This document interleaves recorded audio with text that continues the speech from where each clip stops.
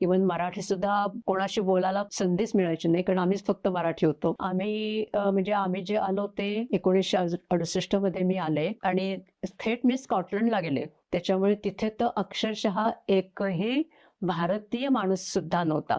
अजूनही आम्हाला असं होतं की इथे आलो की आम्ही होमसिक होतो, म्हणजे घरची खूप आठवण येते. आता तरी आमच्याकडे व्हॉट्सअप आहे, आम्ही एका मिनिटात फोन लावू शकतो, व्हिडिओ कॉलवर बोलू शकतो आणि मेसेजेस करू शकतो.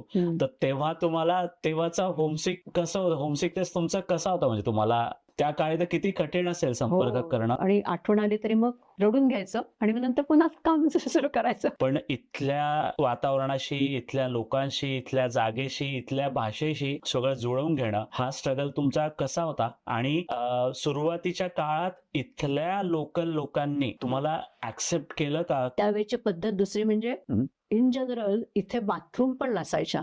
टॉयलेट असायचं पण बाथरूम पण नसायच्या त्यावेळेस. म्हणजे जेव्हा आम्ही स्कॉटलंडमध्ये भाड्याने राहत होतो सुरुवातीला 6 महिने, तर तिथे बाथरूम नव्हते, टॉयलेट असायची आणि हे कॉमन होतं. अरे जेव्हा तुम्ही इथे आलात तेव्हाचं युके कसं होतं, तेव्हाचं युके आणि आत्ताचं युके कसं आहे? आणि तुम्ही जेव्हा भारतातनं इकडे आलात तेव्हाचा भारत कसा होता आणि आत्ताचा भारत कसा आहे?